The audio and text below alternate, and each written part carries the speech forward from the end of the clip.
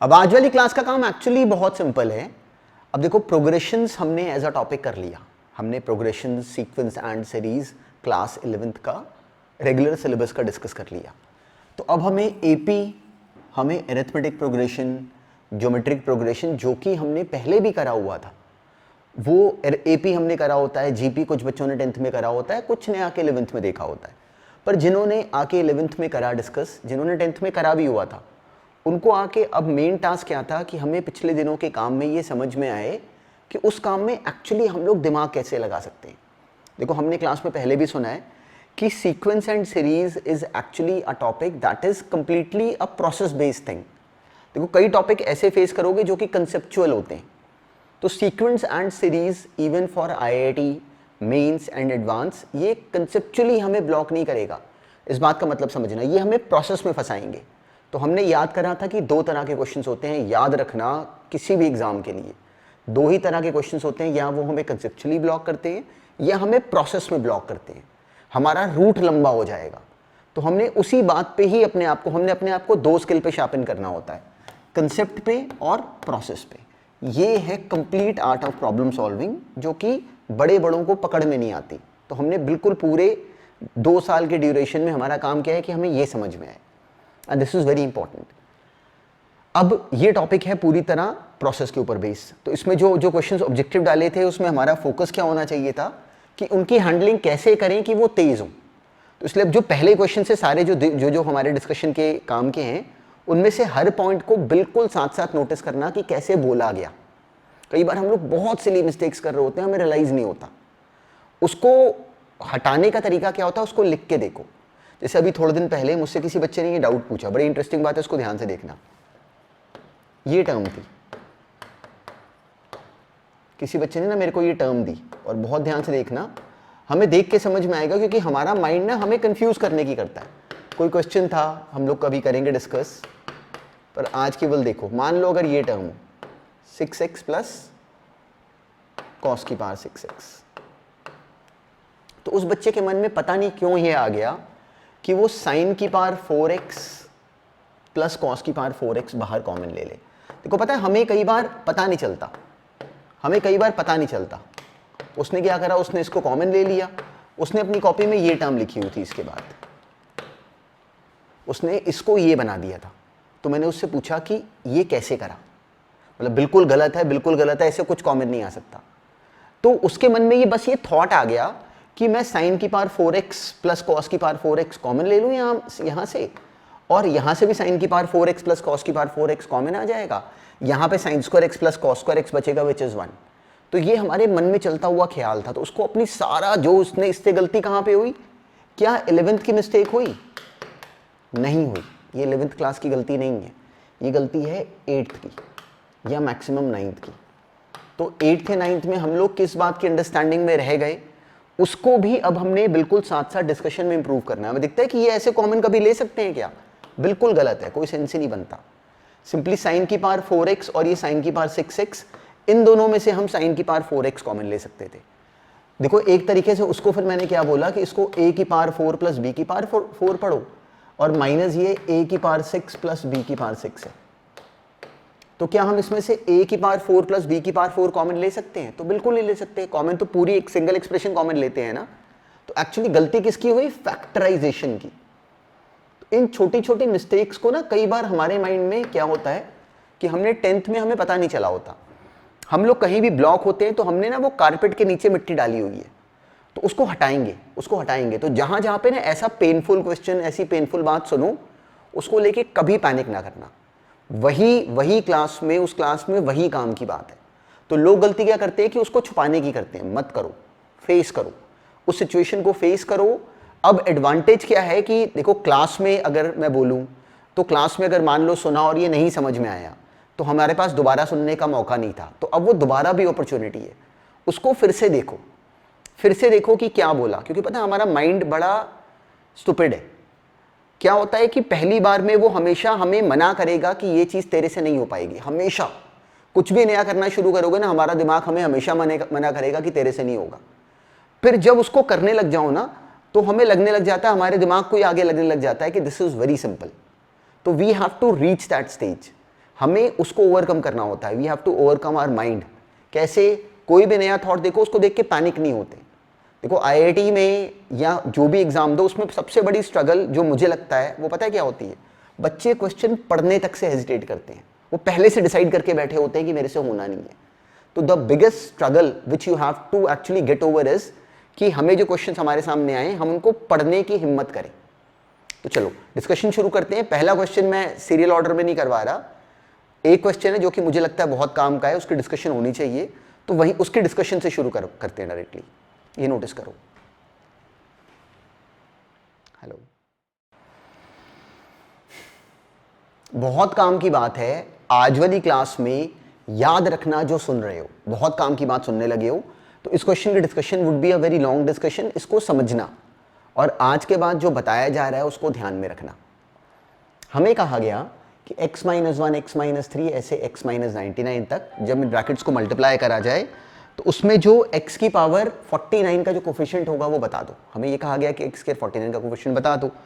तो अब डायरेक्टली हम उसको जज करने में ब्लॉक हो रहे हैं, हमें समझ नहीं आ रहा क्या करें। अब एक बात सुनो, ये क्वेश्चन लिखा हुआ, इसको अभी रखो साइड में। कुछ बहुत काम का सुनना और बहुत हेल्प करेगा हमें ये।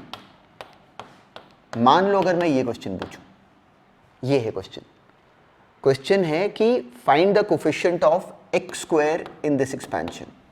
x square in this expansion, expand मत करो। Find the coefficient of x square in this expansion, लिख के समझना। कोई मेरे को अगर इस वाले टर्म में अगर x स्क्वायर का कोफिशिएंट निकालने को बोले तो मेरा सिंपल सा थॉट क्या होता कि मल्टीप्लाई मत करो। ये देखो कि यहां पे ये x है, इसको नोटिस करना, ये x है और ये x है।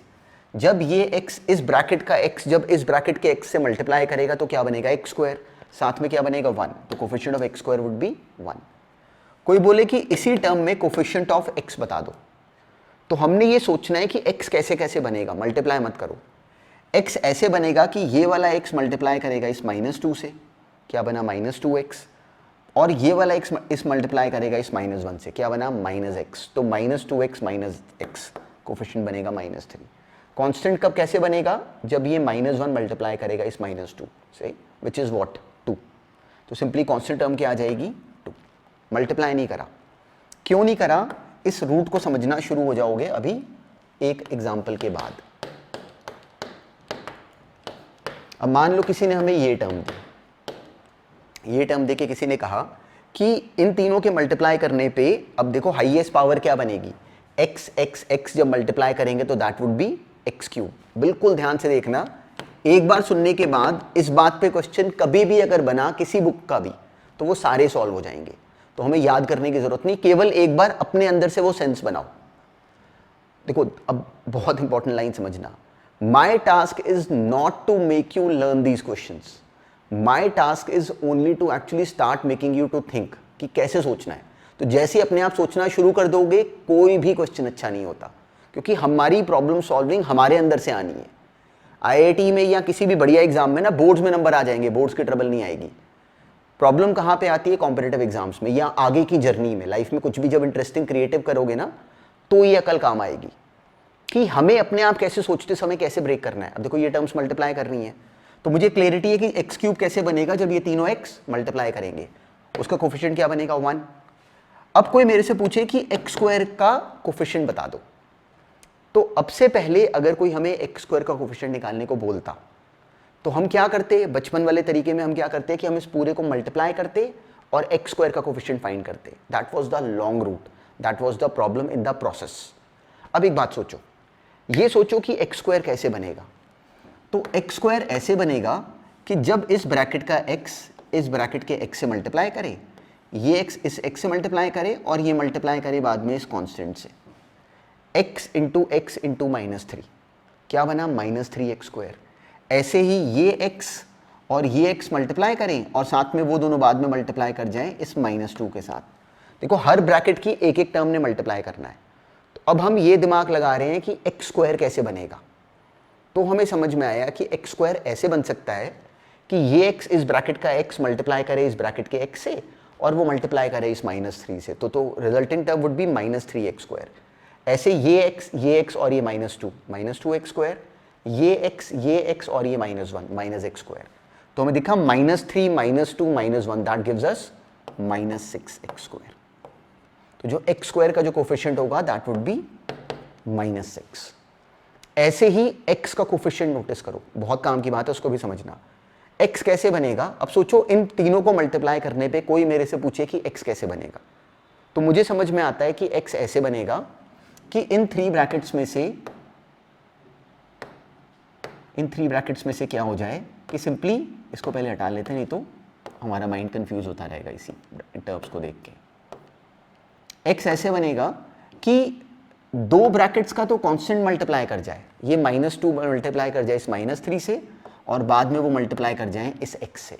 हर ब्रैकेट की एक एक टर्म ने मल्टीप्लाई करना है, तो -2 इंटू -3 इंटू एक्स, ऐसे ही -1 इंटू -3 इंटू एक्स, ये बनेगा -2 into -3 which is 6 into x. तो एक टर्म तो आएगी 6x plus -1 into -3 into x which is what 3x, और ऐसे ही -1 into -2 into x which is 2x। तो जो x का कोफिशिएंट बनेगा दैट वुड बी 9 + 2 11x। ये है बिल्कुल बेसिक लॉजिक।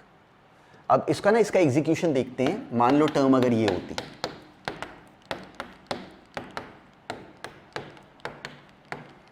फोर टर्म्स ले ली, किसी ने हमसे कहा अब यहां पे x की पावर 4 का कोफिशिएंट दैट इज ओरली 1, किसी ने कहा x³ का कोफिशिएंट। अब देखो, अब मेरी स्पीड नोटिस करना, x³ का कोफिशिएंट मुझे बिना पेन उठाए समझ में आता है कि x³ कैसे बनेगा कि थ्री ब्रैकेट्स का तो x मल्टीप्लाई करे, वो मल्टीप्लाई करे एक ब्रैकेट के कांस्टेंट के साथ, तो एक बार -4 आएगा, एक बार -1, एक बार -2 और एक बार -3। तो x³ का coefficient would be -1 -2 -3 -4 which is what -7 and 3 -10। तो this is orally known to me. ऐसे ही x² का कोफिशिएंट क्या बनेगा? वो बनेगा x² कैसे बनेगा कि दो ब्रैकेट्स का तो x मल्टीप्लाई करे, दो ब्रैकेट्स का कांस्टेंट मल्टीप्लाई करे और वो x² से मल्टीप्लाई कर जाए। तो वो क्या होगा 1 × 2 + 1 × 3 + 1 × 4, दैट वुड बी 1 × 2 + 1 × 3 + 1 × 4। बिल्कुल ध्यान में रखना, और ये इंटरेस्टिंग लॉजिक है।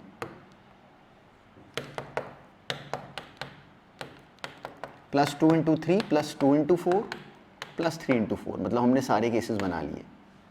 इसमें भी अभी कुछ बहुत काम का सुनना है, उस पे जाएंगे, पर ये सेंस है।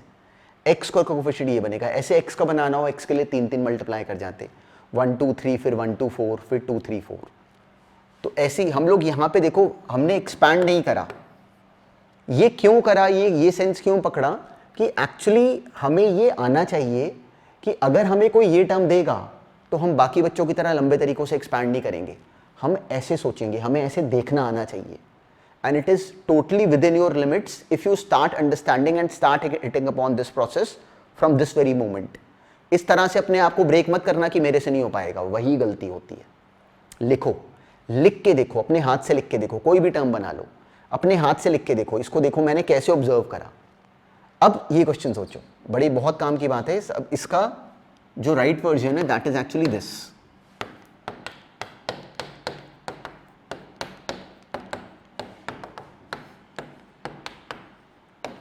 किसी ने मान लो ये टर्म दी, x - 1 से लेके x - 100 तक, टर्म्स कितनी बनी 100। किसी ने बोला कि when we multiply these 100 terms तो x की पावर 99 का कोफिशिएंट बता दो, x की पावर 99 का कोफिशिएंट बता दो। तो अब हमें क्लियरिटी है कि जब x की पावर 100 बनेगा, जब ये सारे मल्टीप्लाई करेंगे तो हाईएस्ट पावर क्या बनेगी? x की पावर 100, उसका कोफिशिएंट तो 1 हो जाएगा। अब हमने सोचना क्या था कि x की पावर 99 बनेगा कैसे? तो क्या हमें रियलाइज होता है कि x की पावर 99 ऐसे बनेगा कि इनमें से 99 ब्रैकेट्स का तो x मल्टीप्लाई करे और वो मल्टीप्लाई करे एक ब्रैकेट के कांस्टेंट के साथ, ताकि कि x की पावर 99 बने। तो 99 ब्रैकेट्स का x मल्टीप्लाई करेगा इस -100 के साथ, तो एक बार बनेगा -100 × x की पावर 99, ऐसे कभी -99 x की पावर 99। तो हमें क्या अब ये ओरली समझ में आता है कि 99 का जो कोफिशिएंट बनेगा that would be this into x की पावर 99, मतलब -1 से लेके -100 तक का सम। माइनस कॉमन ले लो, वो क्या बना 1 से लेके 100 तक का सम, उसका हमें फॉर्मूला आता है which is what 100 into n, 1 से लेके n तक का सम हमने करा हुआ है ना, n इंटू n+1/2 और बाहर माइनस साइन। अब इसमें इंटरेस्टिंग बात ये है, ये सुनना बहुत ध्यान से सुनना कि इसी ब्रैकेट में अगर कोई हमें बोल दे कि x की पावर 98 का कोफिशिएंट बना दो, x की पावर 98 का कोफिशिएंट बता दो, तो हमें ये समझ में आता है, ये याद रखना, आज के बाद दोबारा नहीं सुनोगे, ये याद रखना, जो सुन रहे हो इसको याद रखना, बहुत काम आएगा, पूरे सिलेबस में कहीं भी निकल आएगा ये अचानक। तो अभी सुन रहे हो इसको याद रखना, x की पावर 98 का जो कोफिशिएंट है, हमें ये क्लियर है कि वो एक्चुअली कैसे बनेगा कि इसमें 98 ब्रैकेट्स का तो x मल्टीप्लाई कर जाए, 98 ब्रैकेट्स का तो x मल्टीप्लाई कर जाए और 2 ब्रैकेट्स का कांस्टेंट मल्टीप्लाई करे। जैसे सोचो कि -2 इंटू -3 क्या बना 6, इस ब्रैकेट से -2 इस ब्रैकेट से -2 मल्टीप्लाई कर जाए, बाकी सब ब्रैकेट्स में x मल्टीप्लाई कर रहा हूं, तो x की पावर 98 के साथ एक बार क्या आएगा 2 इंटू 3, ऐसे क्या एक बार क्या आएगा 1 इंटू 2, एक बार आएगा 3 इंटू 7। मतलब एक्चुअली हमें समझ में आता है कि x की पावर 98 का जो कोफिशिएंट है that is actually the sum of, सुनना बहुत ध्यान से, sum of the product of 2 terms at a time. किसका सम है? 2 टर्म्स का मल्टीप्लिकेशन करो और उस पूरे का सम कर दो, 1 इंटू 2 करो, 1 इंटू 3 करो, 1 इंटू 4 करो, 1 इंटू 5 करो, ऐसे 1 इंटू 100 करो, फिर 2 इंटू 3 करो, 2 इंटू 4 करो, 2 इंटू 1 मत करो, वो पहले काउंटेड है, 2 into 3, 2 into 4 and so on. तो हम लोग क्या करना चाहते हैं, इसको सुनो ध्यान से, हम लोग ये करना चाहते हैं summation of a into B where a is not equal to b, summation of a into B करना चाहते हैं हम लोग, 2 की मल्टीप्लिकेशन का सम करना चाहते हैं। तो हमारी लाइफ में ये पहली बार आया होता है, इसलिए हमें अभी ये नया लग रहा है। आज के बाद इसको डील कैसे करना है वो हमें कभी नहीं भूलेगा, ये बात सुनना कि ऐसे कभी 2 का मल्टीप्लिकेशन करना हो तो हम गिनना तो शुरू करेंगे नहीं। जैसे पिछले क्वेश्चन में देखो, यहाँ तो मैंने गिन के दिखाया, तो इसकी नीड नहीं थी, पर पहला क्वेश्चन था इसलिए ऐसे बोला। अब याद रखना, कभी भी अगर 2 टर्म्स का मल्टीप्लिकेशन हमें करना हो, sum of the product of 2 terms at a time, sum of the product of 2 terms at a time, 2 terms का मल्टीप्लिकेशन का अगर हमने सम करना हो तो उसके लिए क्या करते हैं, बहुत इंटरेस्टिंग जगह है, उसको नोटिस करना। a प्लस बी का होल स्क्वायर याद करो, वो होता था a square plus B square plus 2ab। a plus b plus c का स्क्वायर याद करो, वो होता है a square plus B square plus c square plus क्या होता है 2 times ab plus b c plus c a. तो क्या आया 2 के मल्टीप्लिकेशन का सम, ab भी आया, bc भी आया, प्लस ca भी आया। ऐसे ही a plus b plus c plus d का स्क्वायर याद करो, वो होता है a square plus B square plus c square plus d square plus 2 times of 2 के मल्टीप्लिकेशन का सम। अब सोचो कि अगर in general a plus b plus c ऐसे n तक का स्क्वायर अगर हो तो वो बराबर होगा सारे स्क्वायर्स का summation, a square plus B square ऐसे n स्क्वायर तक प्लस 2 टाइम्स ऑफ जो हमसे पूछा गया है, 2 टाइम्स ऑफ s, मतलब 2 के मल्टीप्लिकेशंस का सम। तो इसका मतलब 2 के मल्टीप्लिकेशंस का सम एक्चुअली क्या बनता है, वो बनता है सम ऑफ नंबर्स का स्क्वायर, बिल्कुल याद रखना, सम ऑफ नंबर्स का a से लेके n तक का स्क्वायर माइनस उनके स्क्वायर्स का सम ऑफ नंबर्स का स्क्वायर माइनस उनके स्क्वायर्स का सम होल डिवाइडेड बाय 2। देखो ये वाले 2 को नीचे ले आए ना, तो s हमें जो चाहिए, याद रखना ये बात हमें आज के बाद नहीं दोबारा सुननी। कभी भी हमें अगर कहा जाए कि find the product of this series taking 2 at a time, उनके मल्टीप्लिकेशन का मतलब find the sum of this series taking product 2 at a time, तो उसको डील ऐसे करते हैं। अब देखो उसका मतलब क्या हुआ, हमें यहाँ पे क्या कहा गया था कि हमें अब summation of a into B चाहिए, मतलब 1 into 2, 2 into 3 and so on. तो हमें क्लियर है कि ये जो होता है ये s है, ये बराबर होता है सम ऑफ नंबर्स का स्क्वायर 1 से लेके 100 तक का स्क्वायर माइनस उनके स्क्वायर्स का सम, मतलब 1 स्क्वायर से लेके 100 स्क्वायर तक होल डिवाइडेड बाय 2। तो अगर इसी क्वेश्चन में उन्होंने कोफिशिएंट ऑफ x की पावर 98 पूछा होता तो हम ऐसे करते, 1 से लेके 100 तक आंसर निकाला, उसका स्क्वायर करा, माइनस उनके स्क्वायर्स का सम 1 स्क्वायर से लेके 100 स्क्वायर तक। देखो 1 से लेके 100 तक हमें आता ही है n into n plus 1 by 2, 1 square से 100 स्क्वायर हमें अलग से आता है nn plus 1 2n plus 1 by 6, simply नीचे बाई 2 करना है। So that would be x की पावर 98 का कोफिशिएंट। तो इस वाले क्वेश्चन का ना ज़्यादा पर्पस इस थ्योरी को करना था। क्लास में अगर हम होते तो मैं इतना समय नहीं लगा सकता था। अब एडवांटेज है तो इस एडवांटेज को लो। जो क्वेश्चन यहाँ डाला था अब ये बहुत सिंपल है, देखो x की पावर 49 पूछा हुआ था, यहां पे टोटल टर्म्स कितनी है, x minus 1 x minus 3, last में x माइनस 99। देखो 1 3 5 7 ऐसे 99 तक टर्म्स कितनी बनी 50। 50 टर्म्स में x मैक्सिमम प्रोडक्ट क्या बनता, मैक्सिमम पावर क्या बनती है x की पावर 50। उसका कोफिशिएंट अब ओरली देखो क्या आता 1। x की पावर 49 के साथ क्या आएगा, वो आएगा 1 into 3, और x की पावर 49 में 49 बार तो x मल्टीप्लाई करे और एक बार कांस्टेंट आ जाए। तो अब ये ओरली समझ में आता है कि x की पावर 49 का जो कोफिशिएंट होगा दैट वुड बी व्हाट, -1 -3 -5 ऐसे लास्ट में -99 तक का सम, ये मेरा आंसर होगा। अब ये तो AP है, माइनस कॉमन ले लो सिंपली, 1 से लेके 99 तक का सम कर दो, वो हमें आता है। तो ये थी इस क्वेश्चन की डिस्कशन, पर ये क्वेश्चन की डिस्कशन से ज़्यादा ये हमारे लिए थ्योरी है। तो बिल्कुल इसको माइंड में रखना कि हमने अभी अभी क्लास में कोई थ्योरी सुनी है, बिल्कुल ऐसे ध्यान में रखो। अब नेक्स्ट देखो,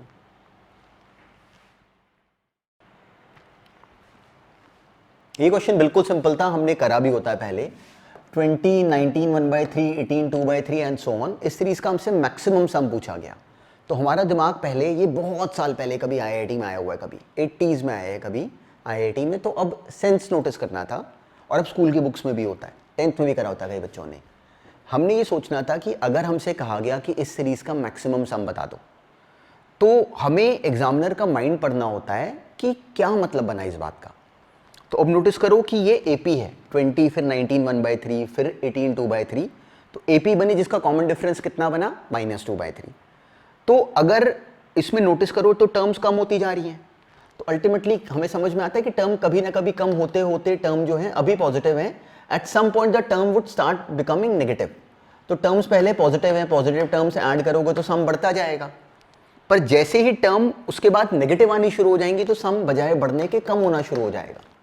सम इस सीरीज का जैसे जैसे आगे बढ़ोगे कम होना शुरू हो जाएगा, क्यों, क्योंकि टर्म्स नेगेटिव हो जाएंगी। तो अगर हमसे कहा गया कि इस सीरीज का मैक्सिमम सम फाइंड करो, तो हमें समझ में आना चाहिए था कि अच्छा, इसका मतलब हमें इस सीरीज का सम तब तक निकालना है जब तक इस सीरीज में जो टर्म्स आ रही हैं दे आर पॉजिटिव। क्यों, क्योंकि जैसे ही नेगेटिव टर्म ऐड होगी सम कम हो जाएगा। तो हमें फिर पता क्या करना चाहिए था। अब देखो हमारा दिमाग कैसे चलना चाहिए था कि अच्छा, हमने इंटरप्रेट कर लिया कि हमें इस सीरीज का सम निकालना है फॉर द पॉजिटिव टर्म्स। अब क्या करें, अब इस सीरीज में ये पता करना था कि इस सीरीज की जो टर्म्स हैं वो कब तक पॉजिटिव आ रही हैं, ताकि कि तब तक हम लोग उस टर्म तक का सम निकाल पाएं। तो हमने सिंपली क्या करा, D था -2/3, तो हमने यहाँ पे बोला कि इसका जो Tn है that would be A + n-1 into common difference, उसको बोला कि वो पॉजिटिव हो, ग्रेटर देन इक्वल टू 0 भी बोल सकते थे, विच वॉज इक्वली गुड। वहाँ से n less than equal to 31 आ गया, मतलब 31st टर्म इसकी 0 आ रही है। तो पॉजिटिव टर्म्स का सम का मतलब 31st टर्म तक का सम निकाल दो। क्यों, क्योंकि 32nd टर्म ने तो नेगेटिव आ जाना है, तो सम को वो कम कर देती। तो सिंपली हमने पॉजिटिव टर्म्स का सम निकाला, दैट वाज 310। तो ऑप्शन इसका बन गया A। तो ये था इस क्वेश्चन की कंप्लीट स्टोरी। नेक्स्ट में हमें गिवन था कि लार्जेस्ट कॉमन टर्म, ये बहुत सिंपल था, 1 11 21 31 31 36। देखो इसमें अब मैंने कैसे सोचा, मुझे साफ साफ दिखा कि देखो इस सीरीज का कॉमन डिफरेंस कितना आ रहा है 10, इस सीरीज का कॉमन डिफरेंस कितना है 5।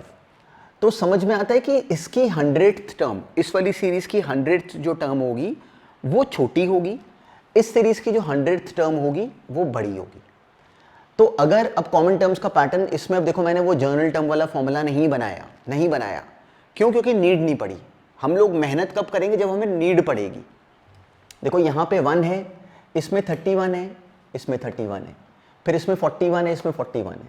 तो इसका मतलब इसकी जो, देखो इसकी फर्स्ट टर्म कॉमन आ रही है, इसकी थर्ड टर्म कॉमन आ रही है, तो लास्ट कॉमन टर्म कौन सी आएगी, ओरली समझ में आता है कि इस वाली सीरीज की 99th टर्म, इस वाली सीरीज की 99th टर्म। मैंने केवल पैटर्न नोटिस करा, कम से कम लिख के क्वेश्चन को ऑब्जेक्टिव में ब्रेक करना, ये हमारा काम है। कम से कम लिख के, कम से कम लिख के। तो हमने जैसे इंटरप्रेट करा, हमें समझ में आ गया कि 91st टर्म निकाल दो, दैट वाज 521। वो ऑप्शन में है नहीं, इसलिए ऑप्शन इज डी। तो केवल इस सेंस को नोटिस करना वाज द मेन टास्क। अब ऐसे ही नेक्स्ट देखो, ये हमने कई बार करा हुआ डिस्कस, इसको छोड़ देते हैं अभी फिलहाल। ये क्वेश्चन कई बार क्लास में डिस्कस थे, ये इजी था, पर बच्चे क्यों ब्लॉक हो जाते हैं इस क्वेश्चन में, अपना पैटर्न नोटिस करना। इस क्वेश्चन में बच्चे क्यों ब्लॉक होते हैं, क्योंकि उनको लैंग्वेज तंग करती है। लिखा हुआ ऐसे का ना एक बच्चा जज नहीं कर पाता, वो कहता है मेरे से नहीं हो पाएगा। A 1/B और C हमें गिवन है कि AP है, 1/P Q और 1/R हमें ये फर्दर गिवन है कि कोई AP है। अब हमें कहा गया कि AQC AP में है इफ इनमें से कौन सा ऑप्शन है। तो अब इतना डेटा जब हमारे सामने आता है ना तो हम उस पर पैनिक कर जाते हैं। तो पैनिक नहीं करना चाहिए। देखो पता है कि मतलब अपने पिछले सारे रिकॉर्ड को छोड़ दो, 10th तक कुछ भी करा, 9th तक कुछ भी करा, उससे कोई मतलब नहीं मुझे बिल्कुल। अब जो काम की बात है वो ये कि अब ऐसे बोलना सीखो। कैसे बोलना सीखो? हमें किसी ने बोला कि ये AP है, मेरा काम क्या है, मैं हमेशा क्वेश्चन शुरू करता हूँ कि पूछा क्या है। तो हमें AQC गिवन है AP में, मतलब 2Q मुझे पता है कि बराबर है A + C के। अब मुझे किसी ने बोला कि PB और R के बीच में कनेक्शन बनाओ, PB और R। देखो ऑप्शंस को नोटिस करा मैंने, तो आई वॉज एबल टू जज कि सब में कनेक्शन कहाँ पे है, PB और R के बीच में कनेक्शन मुझे बनाना है।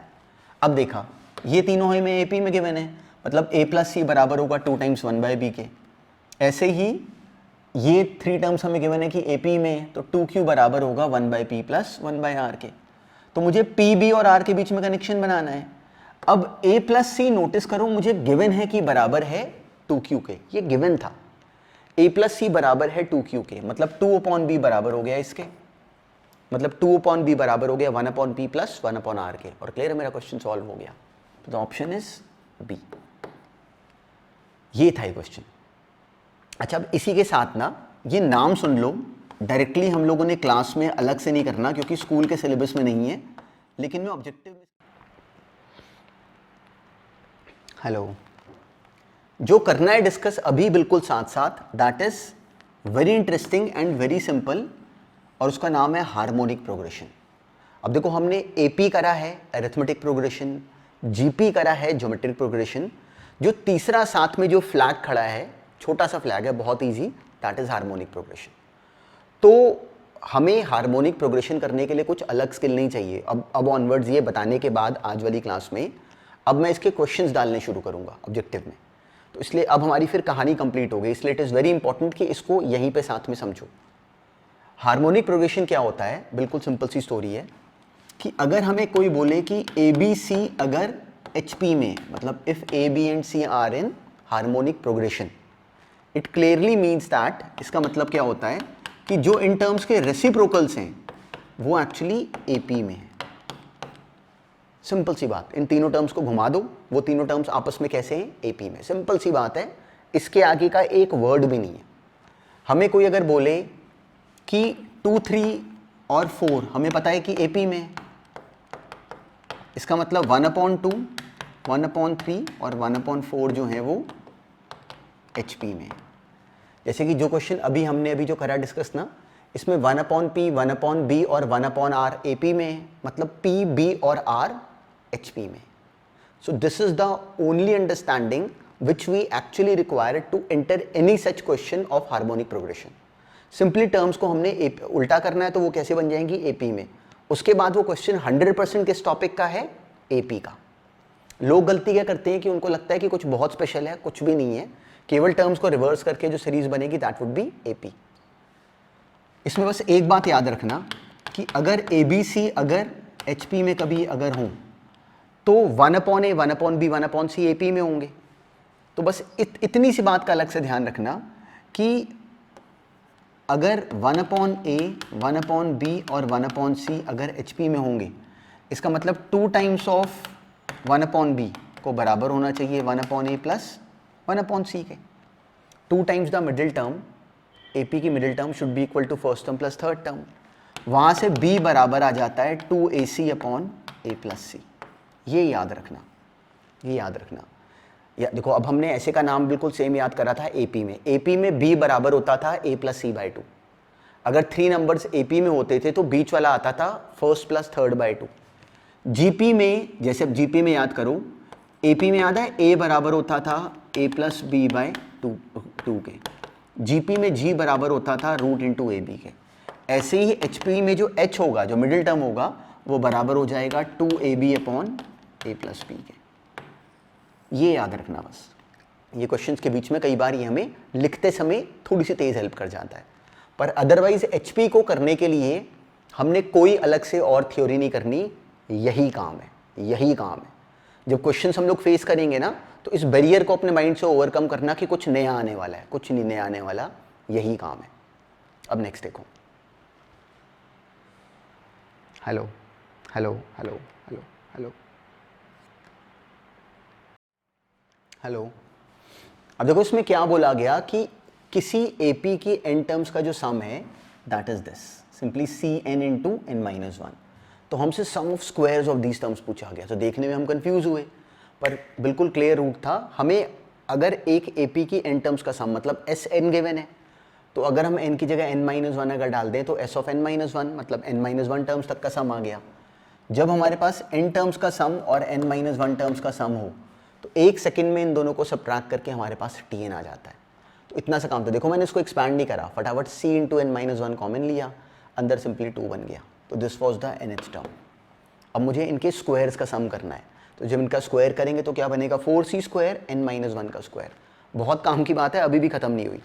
बच्चे गलती क्या करते हैं कि जब वो कैलकुलेशन करते हैं ना, तो वो 4c स्क्वायर और ये n माइनस वन के स्क्वायर को गलती से एक बच्चा एक्सपैंड करने लग जाता है। नहीं करना।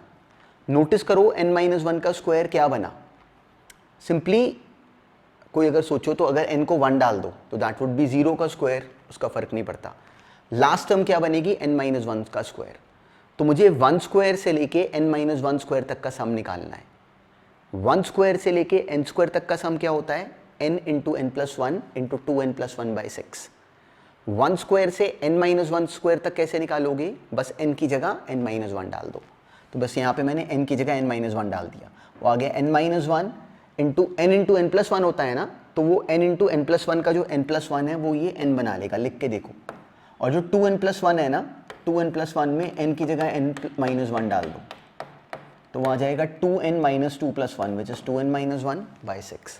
तो इसके बाद कई बच्चे इस क्वेश्चन को लेंथी करते हैं, which is not a small mistake, बड़ी मिस्टेक है। कल को हमने बिल्कुल सुना कि इस टॉपिक में हमें एग्जामिनर कैसे फंसाएंगे, प्रोसेस में। तो हमें summation of n minus one का स्क्वायर ऐसे ही लिखना चाहिए था, ऐसे ही लिखना चाहिए था। तो वो डायरेक्टली अपना ऑप्शन बन गया जो भी हमें चाहिए था, 4c square n into N minus one into 2n minus one by 6 2/3 हो गया ना, फिर ऑप्शन बी देखो ये बन गया n minus one 2n minus one by 6, 4 और 6 कैंसिल हो गए, 2/3 बना गए। नेक्स्ट सिंपल था, ये वाला बिल्कुल सिंपल था। a1 AP गिवन है a1 plus a5 plus a8, ये हो गया होगा, तो इसको छोड़ दो। ये वाला हमने कई बार करा हुआ है। तो अब ये SNX वाला, ये भी क्लास में भी डिस्कस्ड है, तो इसको फिर से डिस्कस नहीं करते। ये अभी रिसेंट ईयर्स में वैसे IIT में आया है, हमने क्लास में भी ये बात में डिस्कशन में सुना हुआ है कि IIT में आया हुआ क्वेश्चन है। तो और अभी कई बार स्कूल के बुक्स में डाल देते हैं। तो हमें दिया था कि SNX upon SX should be independent of X, ऐसा होने पे SP बता दो। तो SNX अपॉन SX हमने लिखा, ये x/2 कट गया। ये टर्म जो है इसको नोटिस करो, हम चाहते हैं कि ये टर्म इंडिपेंडेंट ऑफ x हो जाए, तो x को कट जाना चाहिए इसमें से। ये क्या बना, 2a माइनस डी, इसको अलग लिख लिया। यहाँ से भी 2a माइनस डी, इसको अलग लिख लिया। यहाँ पे nxt, यहाँ पे xt, बाहर n भी लिखा हुआ है एक।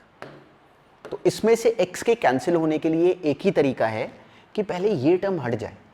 को 2a माइनस डी अगर कैंसिल हो जाए तो फिर ये nxt और ये xt कैंसिल हो जाएगा x।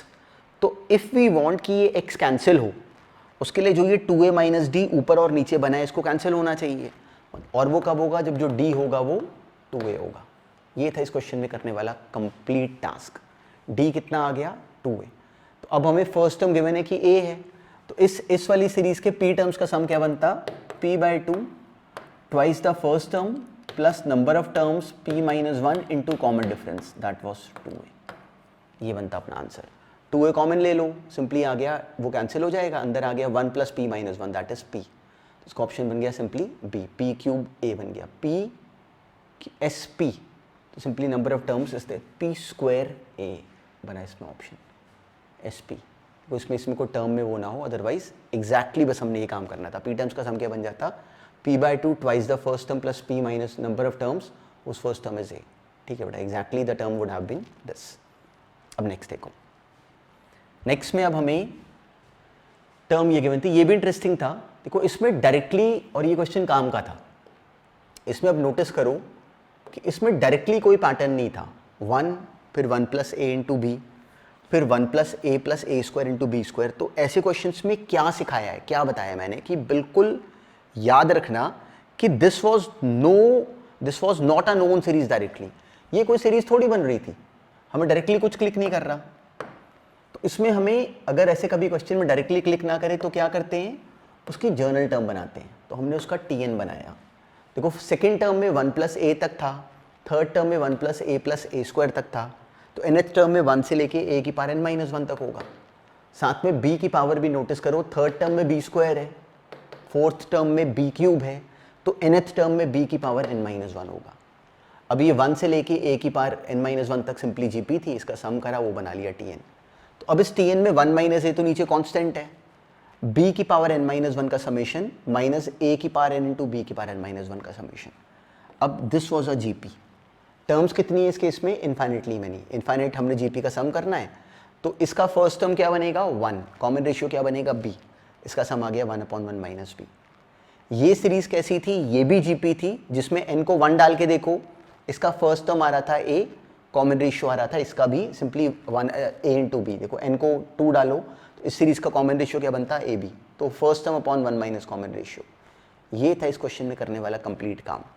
इसका एलसीएम लिया, ये आ गया 1 minus A B minus A plus A B, तो 1 माइनस ए कैंसिल हो जाता, ये एक्सप्रेशन बन जाती 1 minus B into 1 minus A B, जो कि इसका सी ऑप्शन बना गया।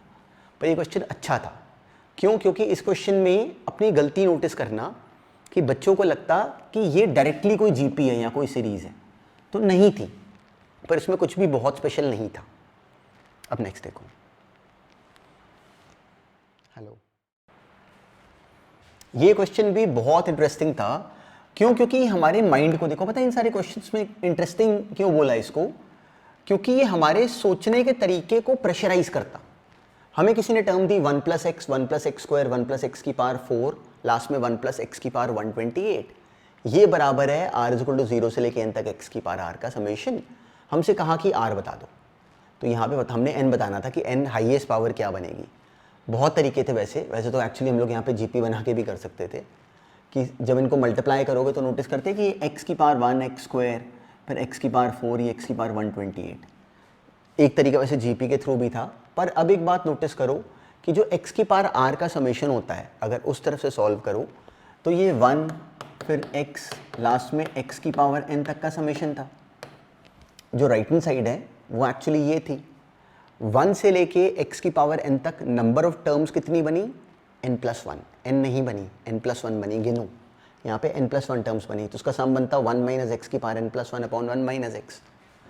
अब अगर मैं इस 1 माइनस एक्स को इधर क्रॉस मल्टीप्लाई करा दूँ तो 1 minus x into 1 plus x क्या बनाता, 1 minus x square, 1 minus x square into 1 plus x square 1 minus x की पावर 4, बिल्कुल ये चेंज शुरू हो जाती, लास्ट में फिर अल्टीमेटली 1 माइनस एक्स की पावर 256 बन जाता, वो बराबर है इसके, तो 256 आ गया n+1, वहाँ से n आ गया 255, बी ऑप्शन बना।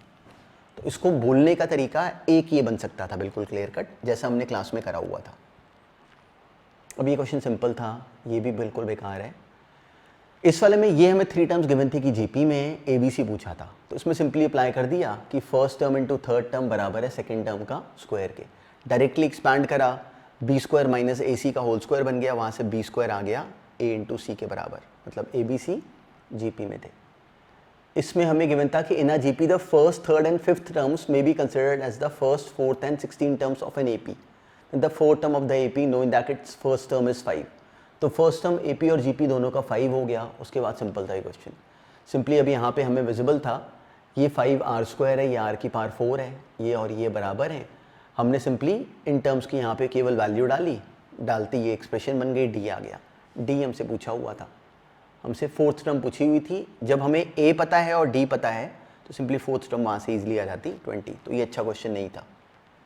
Actually this brings us to the end of the complete discussion. इसके बाद इसमें ये भी सिंपल था, हमें x 2x + 2 और 3x + 3 दिया हुआ था कि first 3 terms of a GP है, फोर्थ टर्म पूछी थी, तो सिंपली वहाँ से हमने x निकालना था। x क्या बना -1 और 4, पर अगर x को -1 लो तो अपनी सीरीज़ नहीं बन रही थी, इसलिए x इस क्वेश्चन में -4 था।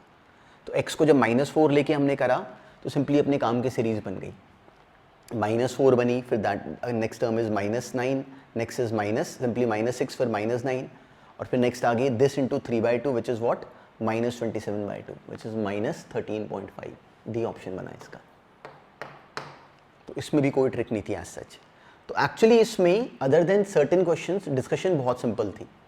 इसमें हमें क्लैरिटी है कि इन क्वेश्चंस में हमें बताया गया कि पहले इसका टीएन बनाओ, तो हमने इसका सिंपली टीएन बनाया, इसको सिंप्लीफाई करा, इसका समीशन बनाया n इंटू n+1/2 का स्क्वायर, नीचे 1 3 5 7 इसकी इन टर्म्स का सम था, वो n² बन जाता, सिंपली AP बनती, n² बन के वो कैंसिल करो और डायरेक्टली फिर यहाँ पे सम निकाल दो फर्स्ट 16 टर्म्स तक। तो it was not very tricky, पर हमने एग्जैक्टली ये करना था। n² काट दो, देखो ये n+1 का होल स्क्वायर बाय 2 बना, बाय 4 आ गया। अब इसके बाद नोटिस करो, बहुत काम की बात है एक्चुअली, ये आ गया 1/4। अब मुझे n को 2 स्क्वायर से लेके, मैंने यहाँ पे इसको सॉल्व नहीं करा, 2 स्क्वायर से लेके 17 स्क्वायर तक का सम निकालना है। तो जो बच्चे गलती करते वो यहाँ पे इसको एक्सपैंड कर देते हैं, नहीं करना, कैलकुलेशन में एरर हो जाएगी, लंबा तरीका बनेगा। n+1 में n को 1 डालो, क्या बना 2 स्क्वायर, n को लास्ट में 16 डालो, क्या बना 17 का स्क्वायर। तो 2 स्क्वायर से 17 स्क्वायर तक का सम निकालना था। तो क्यों ना एक काम करें कि 1 स्क्वायर से लेके 17 स्क्वायर तक का सम निकाल दें और यहाँ पे एक 1 स्क्वायर ऐड कर लें और एक 1 स्क्वायर सब्ट्रैक्ट कर दें। तो ये मैंने 1 स्क्वायर से लेके 17 स्क्वायर तक का सम निकाल दिया, n+1 2 इंटू 17 + 1/6, आगे बस एंड में एक -1 कर दिया। तो इस क्वेश्चन में अकेले जो डिस्कशन वाला जो पॉइंट था मेन, वो ये अंडरस्टैंडिंग है। इसको नोटिस करना कि मैंने कैलकुलेशंस को कैसे हैंडल करने का करा। देखो पता है कि एक बार में ये चीज़ें आती नहीं है, एक बार में सुन सुन के हमें, पर कहीं ना हमारे माइंड में आना शुरू हो जाता है कि अच्छा मैंने क्वेश्चंस को करते समय ऑब्जेक्टिव थोड़ा सा शार्प तरीके से सोचना है कि जो मेथड है वो शॉर्टेस्ट पॉसिबल कैसे हो सकता है। ये हमने पहले डिस्कस कर लिया। तो actually this brings us to the end of this discussion. जो बातें आज वाली क्लास में करी वो काम की हैं, तो उनमें कहीं भी इन क्वेश्चंस को करते समय ब्लॉक हुए हो तो उसको नोटिस करना। देखो पता है बहुत ग्रेजुअल बड़ी स्टेप वाइज जर्नी है, तो उसमें काम जो है वो करके ही बात बनेगी। बिल्कुल इसमें याद रखना 99% जो टास्क है वो है राइट तरीके से सुनने के बाद हार्डवर्क करने का, क्योंकि हम अपने दिमाग की वायरिंग अपने आप चेंज करेंगे, मैंने नहीं जाके करनी। मेरे क्वेश्चन सॉल्व करने से आपका क्वेश्चन सॉल्व नहीं होगा। अपने आप क्वेश्चंस को अटेम्प्ट करके उस पर पैनिक होके डिस्कशन के बाद उसको याद रख के तो हमारे क्वेश्चन सॉल्व होने शुरू होंगे। तो इस चीज़ का ध्यान रखना।